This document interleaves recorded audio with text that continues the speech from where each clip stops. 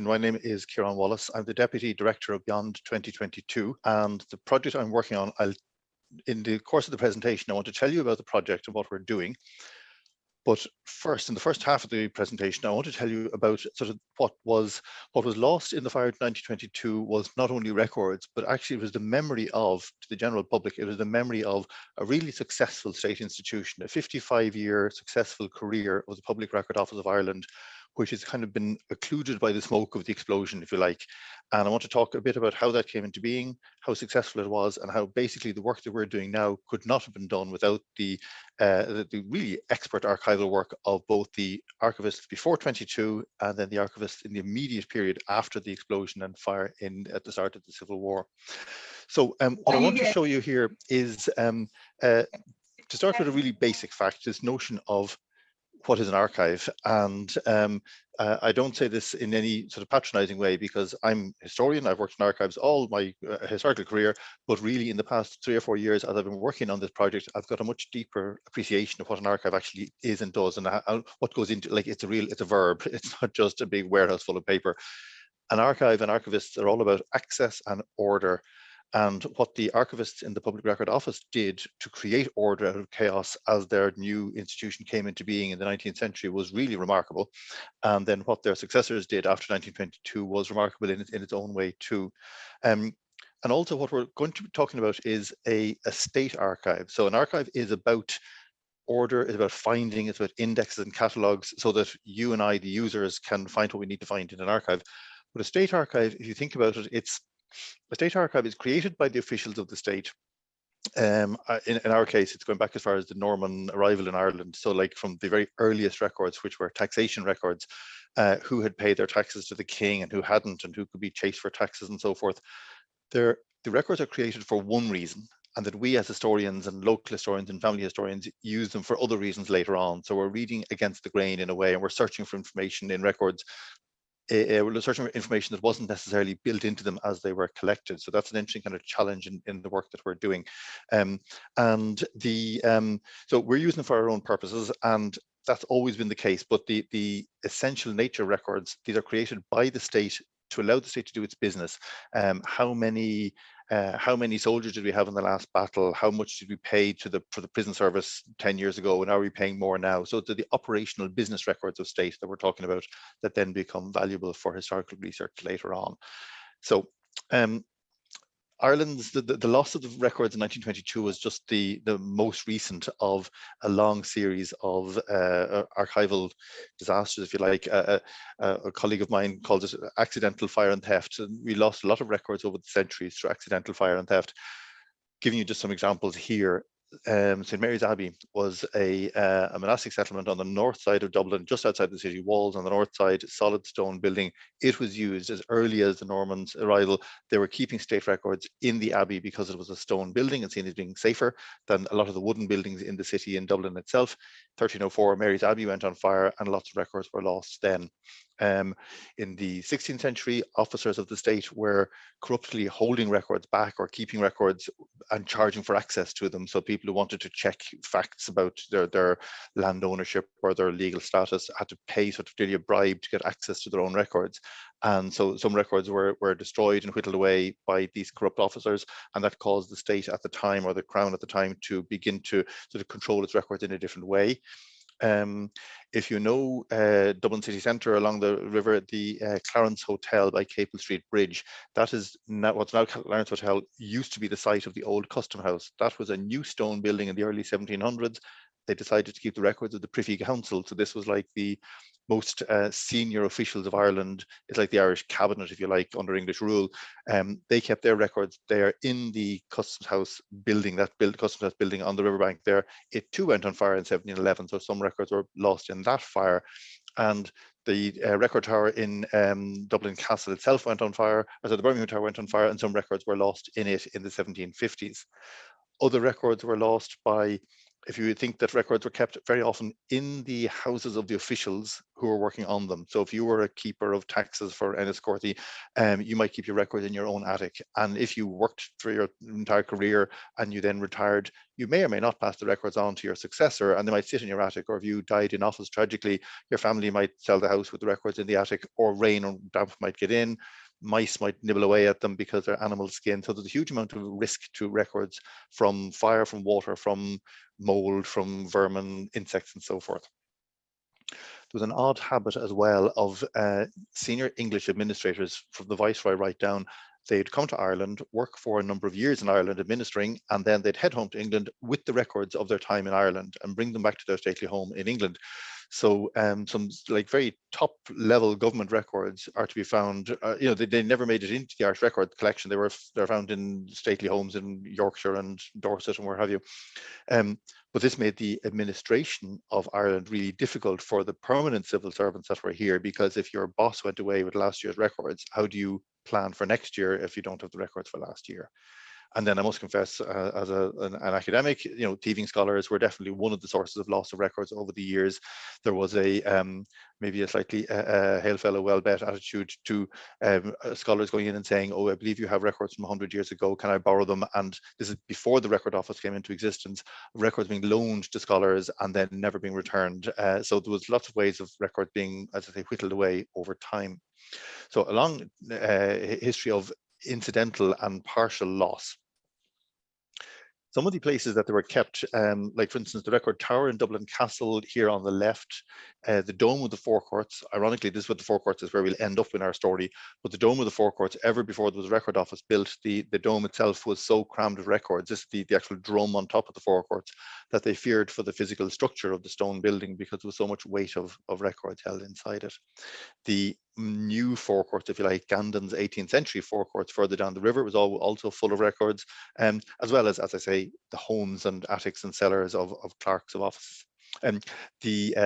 The Record Tower, if Anne might remember this, other people who might have worked in the Record Tower in the past might remember the Record Tower is a circular building, and each floor has a central hole in it. So there's like a central hole right up to the middle of the building.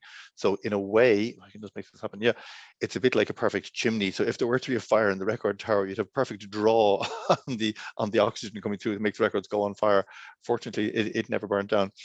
But because of all this risk over the centuries, and because of complaints by administrators to the state to say, look, we can't run Ireland right because the records keep going astray and getting eaten and what have you.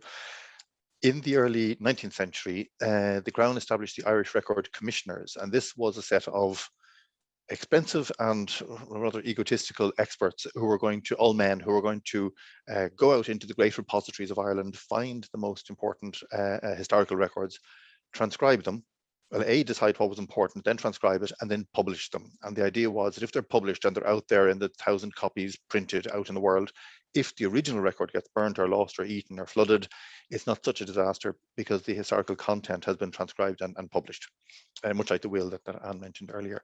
So the Record Commissioners were a team of, I think, sort of 8, 10, 12 men at various times with a number of clerical staff working with them. They worked for 20 years, but at the end of 20 years, they were seen by the state as not being terribly effective, not very good value for the taxpayers' money. So ultimately, they were closed down in 1830 as kind of a bad job, really. So they had a 20-year run, and they had they ended up sort of going bust, if you like. The money was withdrawn from the Record Commissioners. I mention them because they're going to come back into the story later, so just remember that organization, and I'll allude back to them at a later stage. So this long history of problematic record keeping. Early 19th century, there was a Record Act and a Record Office built in London in the 1830s. And then by the 1860s, there's an Act and an office built in Ireland for the Public Record Office of Ireland. And this is it's a wonderful moment, really. There's been a lot of campaigning, a generation of campaigning and lobbying to make this happen. And they learned a lot from the English experience, and they were able to make improvements on the English Act. But the Act and the building going side by side are very important. The Act meant that the Master of the Rolls, who's a senior legal officer, was made by the power of the Act, was made the keeper of all the state records in the country. And any state records over 20 years old had to go into the Public Record Office of Ireland. There was some special records in belonging to the Chief Secretary's office, which are kind of security records. They went in after 50 years, so they were more sensitive, but the generality of records. So they went in after 20 years into the Record Office. The fact that the Act meant the one person, the Master of the Rolls, was the official keeper of the records, who then would appoint a deputy keeper and the staff to do the archival work. The fact that that person was appointed as a keeper of the records cleared a whole lot of sort of legal knots that had blocked this happening before. There were people all over the country and all over Dublin in control of records, people who'd worked all their lives keeping various sets of records, and they felt that they were like their records. It's my office, I'm going to keep my records, court records, tax records, legal records, what have you. But the Act said, no, no, if you're an official working in Sligo or Cahersiveen and you're sitting on records that belong to the keeper, and the keeper allows you to hold them as long as 20 years, and then they go up to him up in Dublin. So it was a very neat way of doing things, and it worked very well. The other thing was the building. So that's the Act, the building of the Public Record Office. It was to be put inside the railings of the forecourts. The plan you see on the screen there, I don't know if you can see my mouse. The forecourts today, if you imagine the forecourts along the riverfront of the Liffey in Dublin, the front is really largely unchanged, if you like, but it was in a much tighter quadrant with a lot of narrow alleyways and streets at the back. And they, by compulsory purchase, they pushed back all the streets and made a much bigger complex, a much sort of larger campus for the forecourts. I presume, being the law officers, they had no problem with compulsory purchase and planning and all such things. In fact, the Public Record Office, the building that I'm going to show you, was initially designed by the forecourts as the forecourts storage office. But then the state said, no, that's too good and too big. We'll use it as the National State Record Office for Ireland. So it became the Public Record Office for Ireland. And you'll see the plan of it here. It's in the northwest corner of the Forecourts complex. So you can see the map is showing the old layout, and they've expanded the border. And if you can make out on your screen, the building itself, the proposed building of the Public Record Office, is in two parts. There's a lower square part nearer to the river. It's not facing the river, there's a building between it and the river, but there's a square part to the front and then a longer part to the back, and the two are separated by kind of a gap with a little neck joining them. And that's very deliberate. I'll show you that in the building itself. So this is the exterior of the Public Record Office. It's opened in 1867, and it's important that it's not just any other building used as a shed for holding paper. This is a purpose-built, purpose-designed archive, Public Record Office, built on lots of learnings, that they have a lot of lessons learned from archives in Paris and London and Scotland and various other places. So what they've built here is, the front building is the administration block. If you can see, the administration block here has chimneys on the top, and it has, the windows are open. You might just be able to make out staff in some of the windows, depending on the size of your screen. It is a place of work. It is a place where you have offices lit by open fires. You have gas lamps to light the desks as they're working. The public go into the reading room. Presumably people are smoking pipes. There may even be candles and so forth. So it's a place of work and of risk of fire. So they keep it separate from the Record Treasury, and they called it the Record Treasury. The building at the back with the tall arched windows here is called the Record Treasury, which kind of, it's nice, it shows you what they considered the records to be like national treasures. And it's designed to be fireproof. The lighting in the rear building in the Record Treasury is by these huge tall arched windows, 10 down each side, and a long glass roof. And more or less the center panel of the roof for the full length of the building was like a big long greenhouse. No false lighting in it. Any heating in that building was by hot water pipes rather than by open fires or stoves or any such thing. This is very modern. This is 1867. They know what they're doing.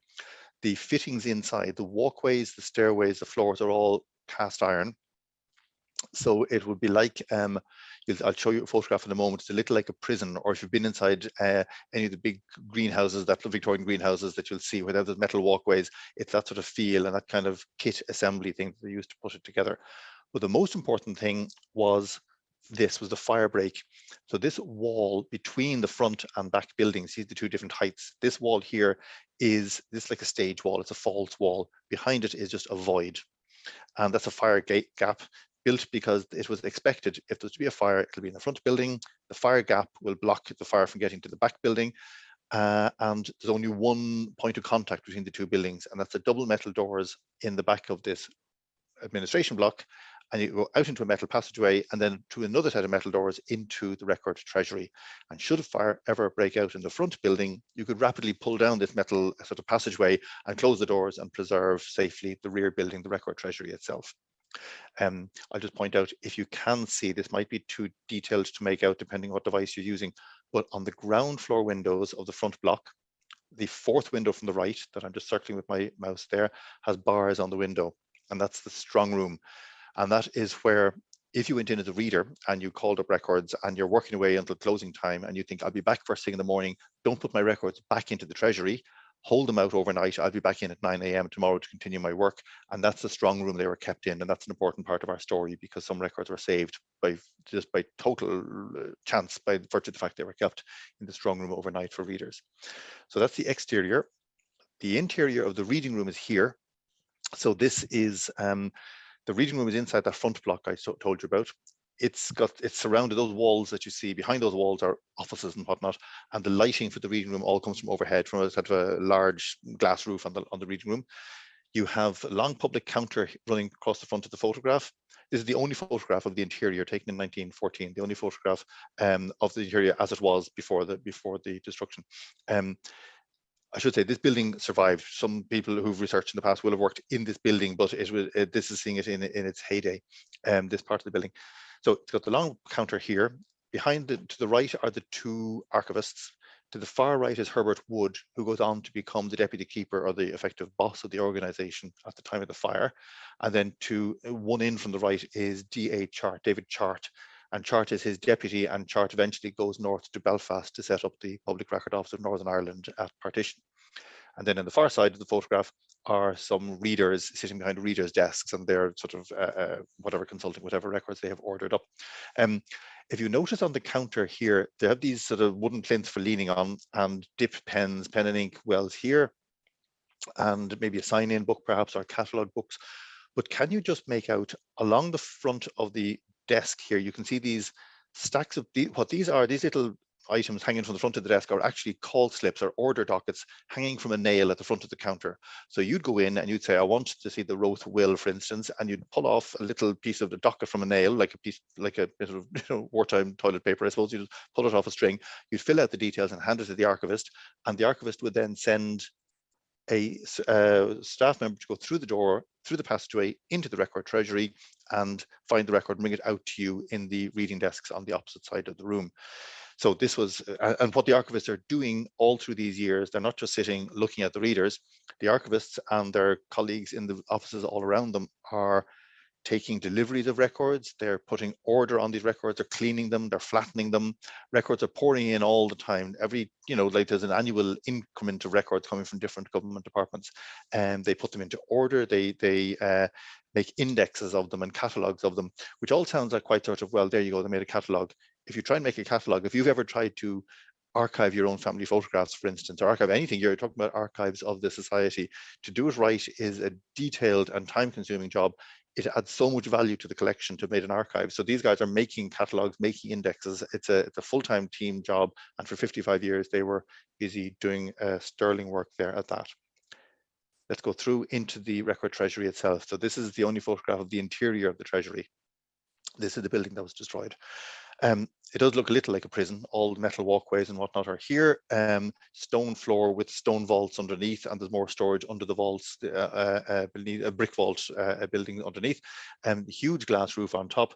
And you can see here, so these are the searchers. So this is their actual job title. It's not a 1950s beat combo, but this is, although the suits maybe, but they're leaning out into the daylight. So the light is pouring in from the roof up on top, and they're leaning out with the records that they've been sent to fetch records, and they're checking to have the right documents and bringing them out to readers out in the reading room. So the building was occupied for I say 55 years. One interesting thing actually about it, in the 1916 Rising, when the rebels occupied various buildings around Dublin City, including the GPO, obviously, They also occupied the forecourts in the 1916 Rising, and in the forecourts occupation, they occupied the Public Record Office. So for a week there was shooting and all the action of the Rising, and then the surrender, and then the rebels were driven out, and well, they left because they surrendered, and the staff were allowed back in to take over the forecourts and the Public Record Office. It was a matter of great pride in the annual report the next year from the keeper of the records, the deputy keeper of the Public Record Office, that they had managed to find and reshelve and replace and reorder every single record. Now imagine there was kind of a battle being fought around this building, but afterwards they were able to recover everything except one single will, and they were able to identify what the missing will was. It was the missing will of a soldier from 1858, so presumably like a Crimean soldier, that they knew they had because it was in their listings, but the will itself was missing because it had been crumpled or burnt or flushed down the loo or something during the course of the Rising. And they were writing to the War Office in London to see could they get a copy of the will to replenish their stocks. So good was their archive record keeping, they were able to put everything back in order after a 1 week long military occupation, which is pretty impressive. They had many lists and indexes and catalogues of different collections within the Treasury. But there was no one overall catalogue. There was no sort of, like today, you just expect to go online into the National Library or National Archives, any big archive, and in one search box, you can search everything in all their collections. That didn't exist. There wasn't one big, huge, fat book that told you everything that was in the Record Treasury. There were multiple books. Some were in great detail, some were less detailed. Herbert Wood produced this gentleman here. So he became keeper by 1922, but he was a deputy keeper by 1922, but he was the assistant deputy in 1919 when he produced his guide to the collections. And the guide, it was the nearest thing we have to a catalogue, and it was listing all the series of records and giving descriptions of the dates they ran and what type of stuff was in them. It's about 500 pages long, and it is really the saddest book in Irish history because it lists what was in the building. We all know there's a huge amount lost, and part of what I'll tell you about later is us trying to determine what was in the building to be lost and what was believed to be the building that might be in the building that was not lost. But Herbert Wood wrote the definitive list of the collections. Now, he didn't say, you know, there's one will belonging to John, another will belonging to Mary. He said there are wills running from 1500 to 1800, including famous people. So he just gave descriptions of the entire collections, and sometimes very evocative descriptions. So in his list, he's describing, for instance, collections of the Dublin merchant guilds and tradesmen's guilds. So the weavers and the carpenters and the painters and joiners guild records. And some of these go back to the Middle Ages. These were not state records, but such a good reputation did the Public Record Office have that the people keeping these centuries old guild records said, we're afraid they'll go on fire or get lost. Can we deposit them with you, please? And the Record Office took them in. And when you read through Herbert Wood's book, you can sort of see this action happening. And you know, the book is published in 19, you know, 3 years later, it's all going to be lost in the fire. So it's kind of a tragic book in a way. There's an interesting story about the book itself, actually. Wood had produced the book had written the book and prepared it to be printed in 1916. And indeed had sent the proofs down to Thomas and Company, the printers on Abbey Street. And they'd set it up in a lead type, you know, like proper old fashioned printing, like lead type, page by page with lead letters, and was all set ready to print when the Rising began.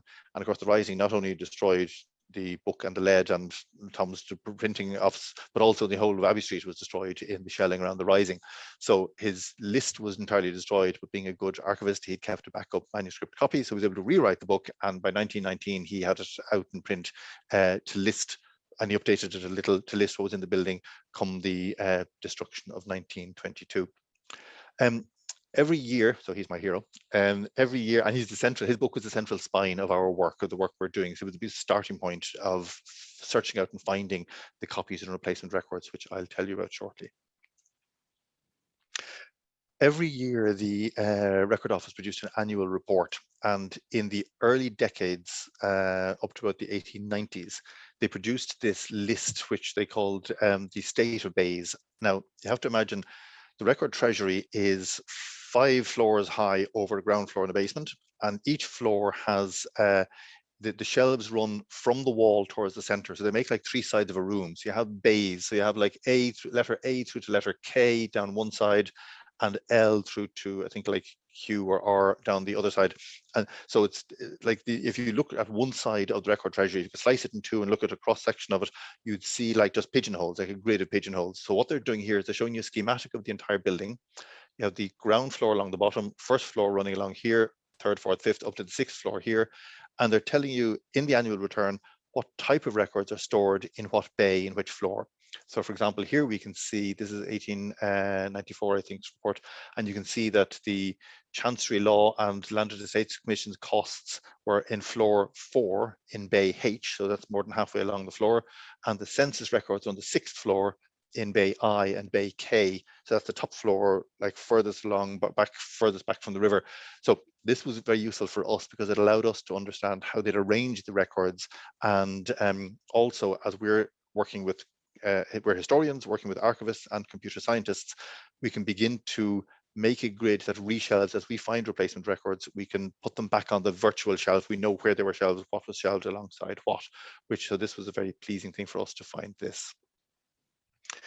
So the Civil War, obviously the events of the War of Independence, the Truce Treaty and the Civil War is in getting huge coverage in the news at the moment. We had the handover of the castle there, centenary last weekend of Dublin Castle. So I won't go into that. That's obviously an entire lecture series all on its own, if you like. But suffice to say that come the treaty and the split over the treaty, over the pro-treaty and anti-treaty forces, the pro-treaty forces obviously become then the Free State, and they set up the Free State, and the anti-treaty Republican forces then are opposing that, and this devolves into civil war eventually, but not immediately. So in April, the 14th of April 1922, anti-treaty forces seized the forecourts. Now this was a very deliberate recreation of the 1916 Rising. It happens in Easter weekend. It happens on Good Friday, Holy Thursday onto Good Friday. So that's a recreation of 1916, and they seized the forecourts as they had done in 1916. In this year, 1922, the GPO is still a wreck, so they can't seize the GPO. But the forecourts is a much bigger deal to seize, much more disruptive for the new Free State. So they seize the seat of law in the state, if you like. It makes both a political point, but also it recreates the 1916 Rising, which they date their understanding of what the Republic was from 1916. And by seizing the forecourts complex, they also seized the Public Record Office, which is inside the railings. This photograph is the only ever aerial photograph taken of the building, taken by an English newspaper. The occupation, it wasn't like an immediate occupation and then a battle and destruction. It happened in April. There was 10 weeks of occupation before the fighting actually began and the destruction began.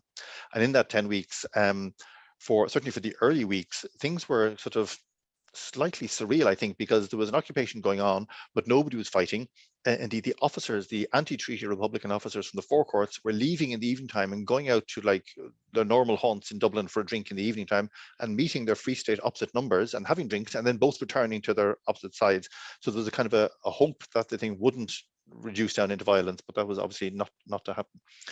During this period as well, a former boss of the Public Record Office, who had retired and gone on to be the president of the Royal Society of Antiquaries of Ireland.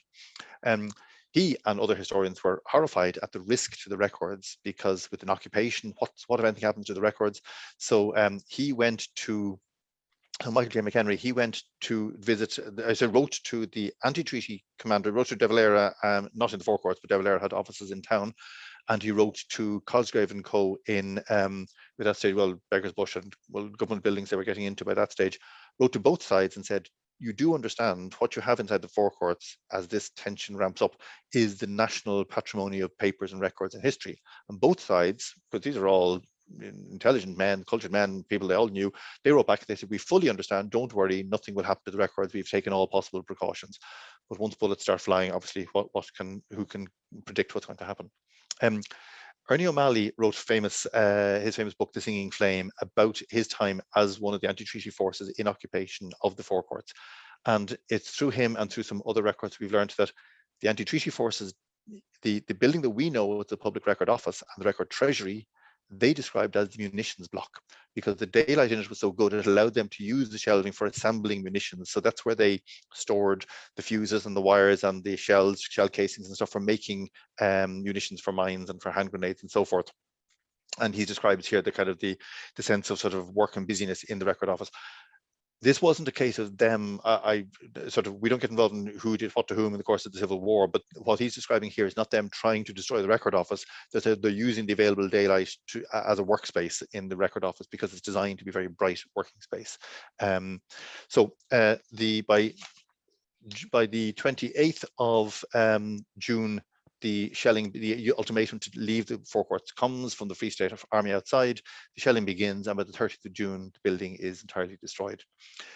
The description of the battle, there's lots of sorts of mythology around the battle and so forth. And the most recent work on this is by Michael Feuer, who's written a very good forensic book. If you haven't seen it, I really enjoyed reading it. Maybe that's just me. So Michael took a very forensic approach to the battle, spoke with, looked at military records, all sorts of things, just looking at sort of physically what happened, not necessarily trying to judge, who's to blame, because there was a lot of finger pointing from the very next day. There was finger pointing as to who's to blame for who destroyed the record office. But Michael takes a sort of a slightly stood back view and looks at the actual military operations and tries to get beneath the skin of it. But to show you some of the destruction photographs, these are the depressing photographs, folks, I'm afraid. Here's a view up the river, well, down the river actually, from the west side, and you can see, if you see the dark smoke coming out of the forecourt's dome, so that's the 18th century building going on fire, but in front of it, just nearer to if you can make out on your screens, behind the steeple of St. Paul's here, is brighter white smoke, and that's the smoke coming from the record office. We know by the position of it, so clearly burning paper makes a different color to burning. There was paper in the forecourts, but it's a much older, big wooden building and lots more timber and stuff inside it. Here are just some other photographs of the level of destruction that's happening in the forecourts complex. And here's a photograph from the UCD archives, which I find is very evocative. It's an unusual angle. You're looking from south to north. The river is actually lost in between the buildings here, so you just don't see it. You're looking across the rooftops, and more or less at this line here, the river is running in front of the dome of the forecourts. Over on the far right, you can see the finger of Nelson's Pillar, where the spire now is, just there, and the dome. And here over on the far left is the by now roofless public record office with its tall arch windows, and there's 7 centuries of Irish records billowing out in smoke. The fire began with an explosion and then became a fire. So the explosion threw records up into the air, and Ernie O'Malley has a very poetic almost description of records fluttering around as the smoke and the heat of the explosion throws books up into the air. They flutter like birds. They fall out on the streets of the city, the ones that aren't consumed by fire. They blow out as far as Howth, which is 8 or 9 miles to the northeast of the city, and I presume many out into Dublin Bay as well. So like a huge and a tragic loss in an instant, in an afternoon, in an hour. The following year's Deputy Keeper's report, I mean, imagine being the Deputy Keeper of the Record Office and having to write the annual report, which is normally the progress you made, and your report is more or less to say, the institution that I'm in charge of disappeared over one afternoon. And this is the description from the Keeper's report, where he's talking about the tangle of ironwork and basically what's left. This photograph is inside the car park, or the forecourts of the forecourt of the forecourts, and it's looking at the east side of the Record Treasury. So you can see the walls are totally destroyed, and we see in the next photograph here, all the metalwork is buckled.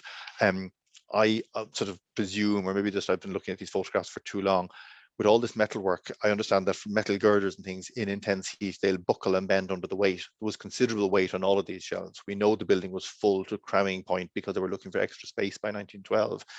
So I imagine that as the things began to buckle, the shelves sort of collapsed inwards and dumped their sort of loads of records down into like a central self-feeding furnace in the center of the floor. So it must have been quite an impressive and distressing sight. Here's some photographs from the OPW as they began to clear the site in July, and just get a sense of the devastation that's there. And then this is the front building that survived. So the building, it's ironic, this building survived because the fire break worked, but the fire break worked in the opposite direction to that which was intended in 1867. So the front building, which is always meant to be the risky one with the open fireplaces and gas lighting, it survived. The fire was thrown into the Record Treasury, in amongst, by the initial explosion, was thrown in amongst the records. That was consumed in a blaze. This building saved by the fire break. And this is the entry point through which the National Army or Free State Army actually entered the Forecourts complex at the end of the battle. So this is on the extreme west side, on the Church Street side of the Forecourts complex. And they used a cannon or an artillery gun, a field gun, from this lane we're standing in the photograph is Hammond Lane, pointing at the west side of the building. The hole in the side of the building is looking through an office, but blasted right through the office on the outer wall, and inside, beyond that office, is the reading room that we saw earlier. So it's a really devastation. And if you can see on the roof, there are sandbags. from the occupying force from the 10-week occupation. And then in this window here, you can see sandbags and what I think are books that they've used to block the windows as well. So it's a bit like 1916, only more so. They're using books and stuff to shore up the windows. So perhaps that's enough negativity, maybe get some positive reconstruction out of this. So picking up the pieces, here are some photographs of people on O'Connell Street in Dublin picking up scraps. So literally there was a rain of records. The New State did call in the newspapers, called for people, if you found a record that was sort of the size of your hand or bigger, please bring it in to the Royal Society of Antiquaries. Actually had an office set up for it. But in fact, they found that very, very little was handed in. The Civil War was really hotting up at that stage. People weren't really plugged into doing civic duties and, you know, strolling across town. You've presumably stayed close to your house. But what we're doing in Beyond 2022 is very much what these people are doing. We're trying to pick up the scraps and stitch things back together and see what can be saved. Almost immediately, there was very early archival recovery action that happened. So once the site was made clear by the military forces, archivists went in to the ruins and they managed to rescue perhaps 200, maybe less than 300 bundles of records. Now, this is out of tens of thousands of pages of records. So this is like a fragmentary 0.1% of the records, let's say. But they very carefully, out of the rubble in 1922, saved all these parcels and they wrapped them up in literally in cotton wool, actually in cotton wool and in brown paper, and they shelved them away as archivists do. And they said, well, we can't touch these or open these, they'll crumble to the touch, but perhaps in the future something can happen. So they kept them and they labeled them as best they could. Some of them were slightly legible, some of them were utterly illegible. I think they were slightly unwrapped again in the 1940s for examination, but effectively have not been much touched until recent years, when a combination of work of, so the work of Zoe Reid, who's the head conservator in the National Archives, and her team, with funding from the Irish Manuscripts Commission, have begun a process of carefully unwrapping, examining, listing all of these, pricing apart what they can prize apart. Pricing is too violent a word. Our conservators don't prize, they gently encourage things to come apart. Interestingly, the older records, the animal skin records from the medieval time, are more salvageable. So these are called the salved records. They use that word from the very, very beginning. So the saved records are salved. So the salved records collection is a very exciting jewel of the work that we're involved with. They can steam moisturize. So animal skin records, when they're burnt in a fire, they go like a poppadom. They just crumple up and shrink, but they can actually steam it and slowly relax it, and in very careful conditions they can flatten it out, clean it with small soft soot sponges, smoke sponges. And some of these, I've seen some of the work they've done sort of live in their studio, and it is amazing the transformation they can create. Some of what we're looking at here, these are just examples of, say, on the top right here, this is an example of I think there's a late medieval patent roll. And the patent rolls are, so you've got a wooden dowel, like a broom handle, if you like, and animal skin records are wrapped around it like a huge toilet roll, effectively. And as they complete the annual returns or tax records or land settlement records, whatever they are, they wrap them around. And in the fire, the outer layers were all burnt away, and the center layer, like the inner part of the toilet roll, if you like, has survived. And that's what you're looking at here. These are too brittle, and you can see bits of sort of debris and stuff adhering to it. These are too brittle to be unwrapped or to be steamed loose. So there is work underway at the moment that Zoe and her colleagues in Britain are doing, and on the continent are doing, on using a variety of X-ray. So this is, I get the word now, it's X-ray chromatography, I think is the word, where they can scan these documents in their rolled form without unrolling them. The ink on the documents has iron. It's iron gall ink, so it's made with some iron filings in it. Back when it was used, like that's how they made their ink. So the ink, because of the iron in it, will show up on this X-ray process. So they're working on, can they read through millimeter by millimeter, read through it kind of a cross section with kind of a scanning device to read through it like a CT scanner. So that's really exciting work, plus the other cleaning and conservation that they're doing. Some other records that were in the front building. So these are these indexes and finding aids and catalogs that were in the front building, and records that were in the strong room survived, that room with the bars on the windows. And here you see just one index, one transcript book, I think. This is a calendar book, like a list of summaries of larger collections. You can see a shrapnel wound. This, let's say, is a page 100 in the book, but the shrapnel wound has gone through pages 1, 2, 3, 4, 5 up to 100 and on through to pages 120, like a ham slicer, if you like. So it's some of these are quite evocative to see those and see the damage that the book is actually. It's a history book containing its own history, which is quite interesting. two local things. One, I prepared this slide particularly for this audience because it's a Kilkenny slide. This document on the left came out of the Salvaged Records, and it's a 17th century, that's my typo, that should be 17th century, not 7th century, the 17th century extract of a patent roll from the 1300s. And that came out of, by chance, that was just one of these random survivals that came out, because what survived wasn't a particular collection, it was just whatever happened to get buried and hidden from the fire. So bits and pieces from all over the Record Treasury. This one happens to be a Kilkenny sheet, a transcript of an earlier Kilkenny sheet. I checked, I'm a modernist, so I work on 20th century history normally, but I just quickly spoke to some of my colleagues, and they said it's a known document and the content of it is known by other sources, but so it's not an amazing find, but it's interesting that Kilkenny sheet came out of it. And then some of the work that we're doing is working on, for instance, the new edition and translation of the Statute of Kilkenny coming out the Manuscripts Commission later this year by Professor Busby, a British academic.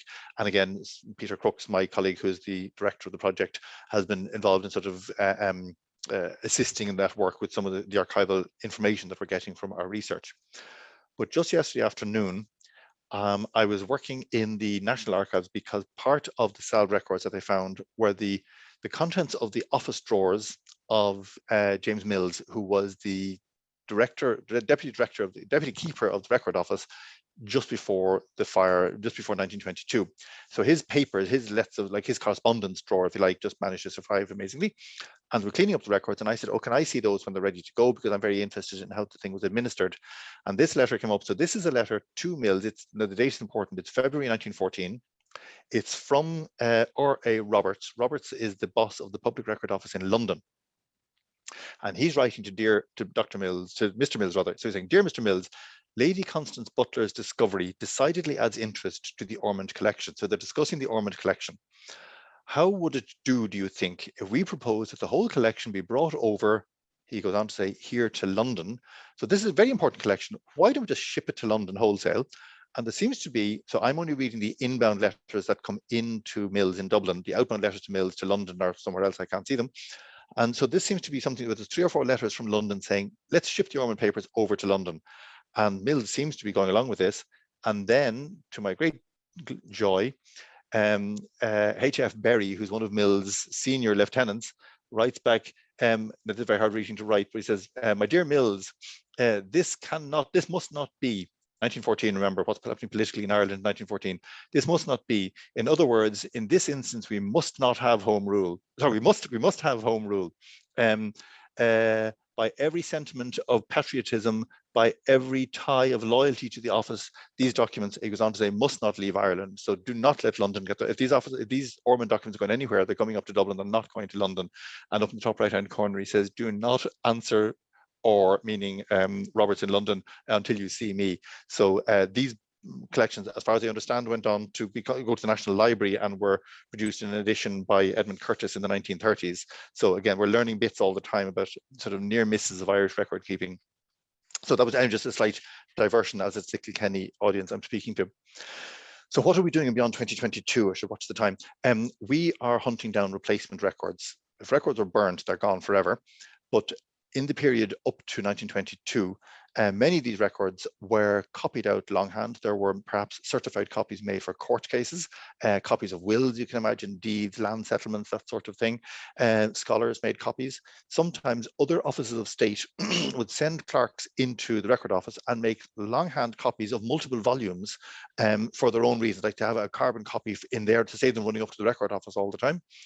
And also there were earlier record copies that were made sometimes in duplicate. So a civil servant in 1700 might write a letter to London and keep a copy in Dublin.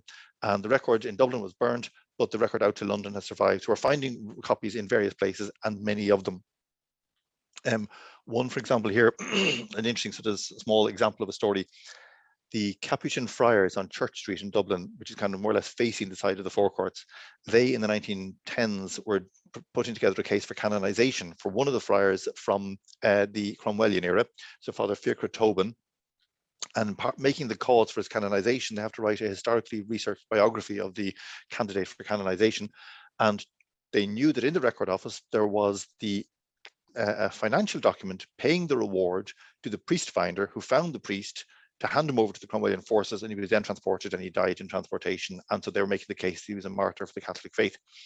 But this entire collection of documents were lost in the fire in 1922.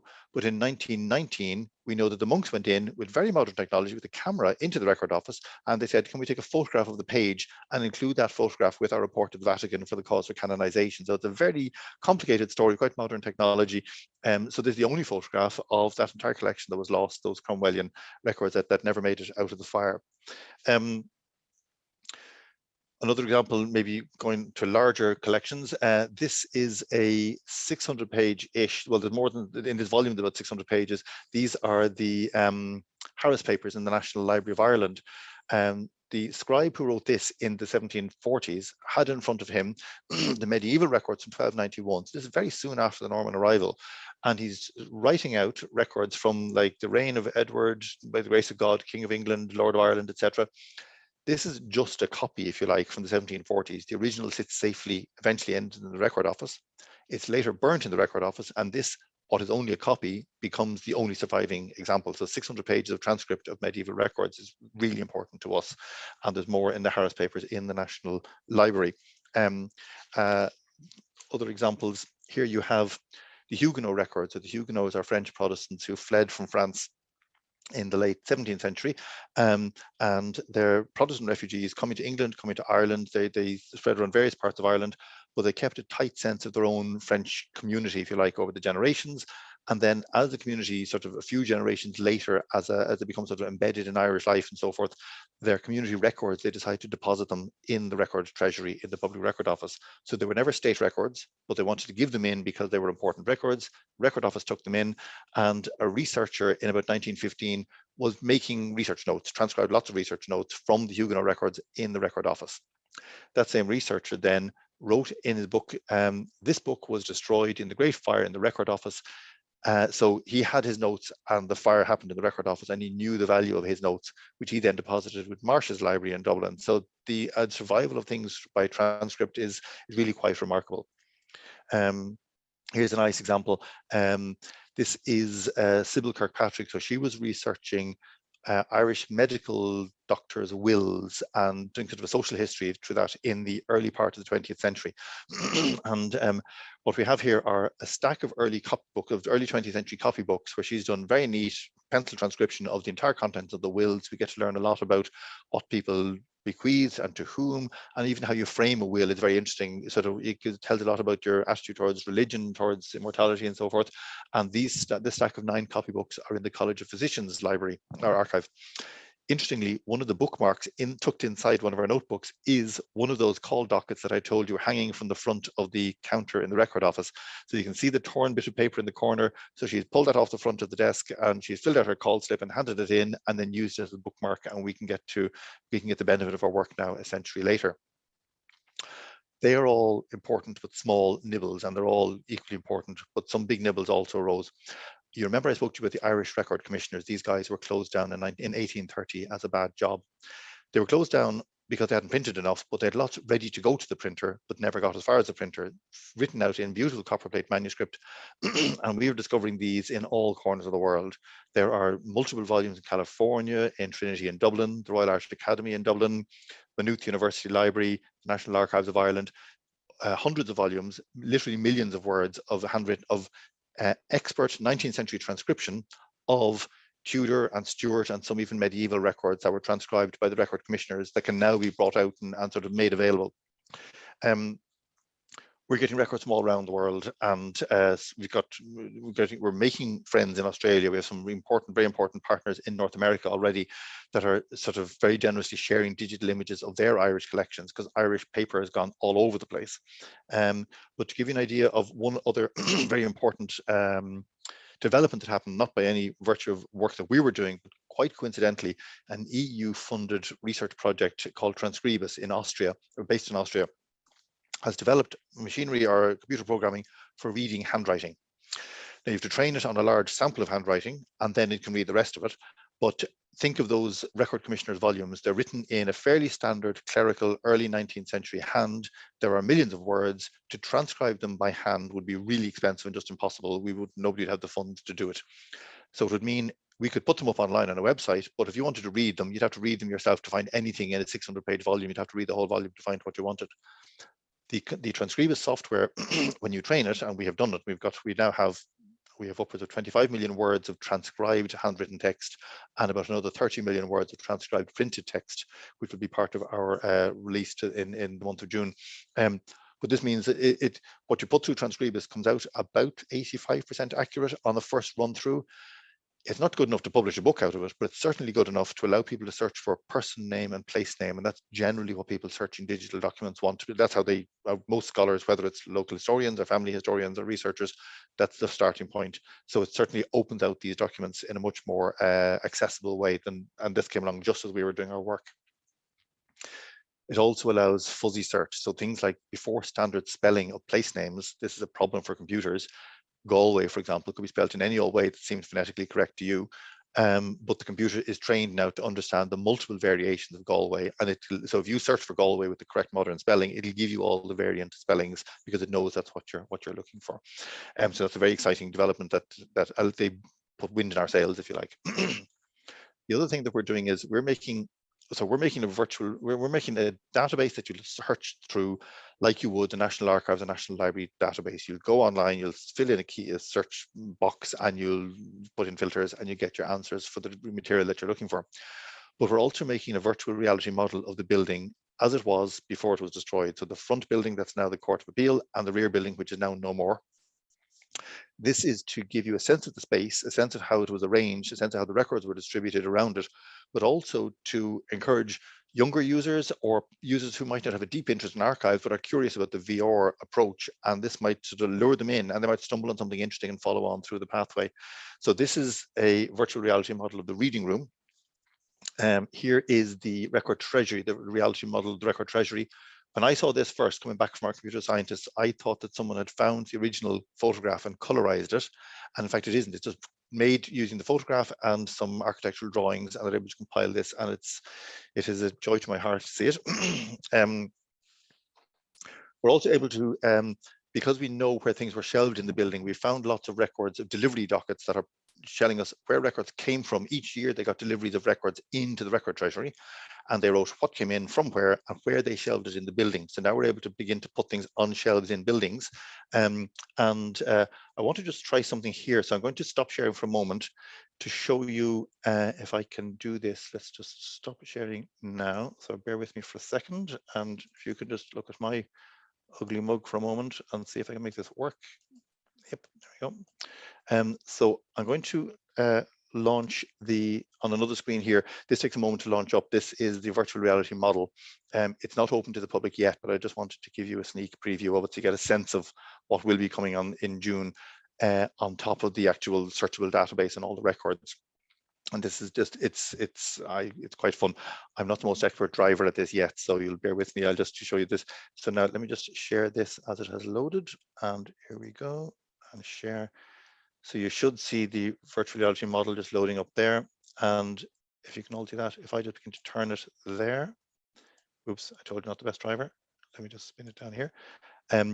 So this is the model here. It's not quite ready for public consumption yet. We're still ironing out some bugs, but just to show you what you can do with this. So you can line up into the front door of the building, enter inside the building itself.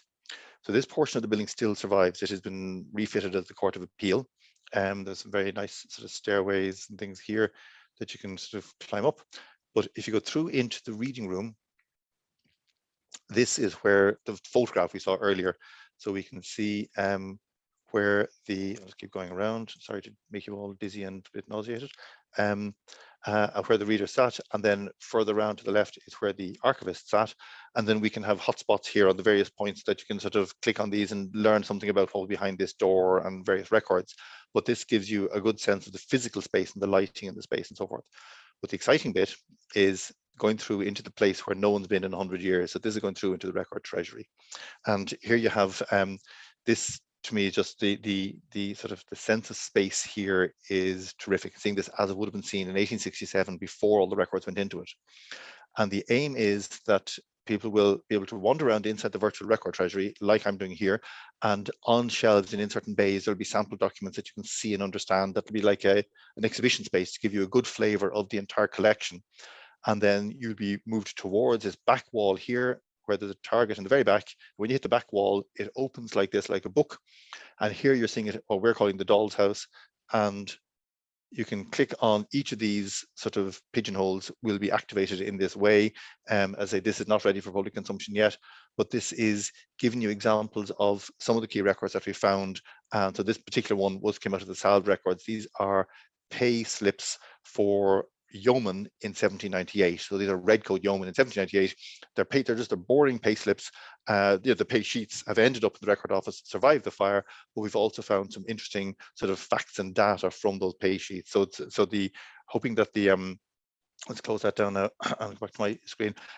So the Record Treasury itself, as a kind of a piece of interaction, I think should be quite an interesting thing to do. So let me just briefly return to my final two slides. I'm very conscious of time here, folks, so thank you for being so patient. If you can see all of this. The final thing we're doing is all those words that we have in the computer are all pieces of data. If you imagine, if you were eternal, you could go into a record treasury and start on the first shelf and read every document all the way down to the ground floor and down into the basement and retain it all in your head.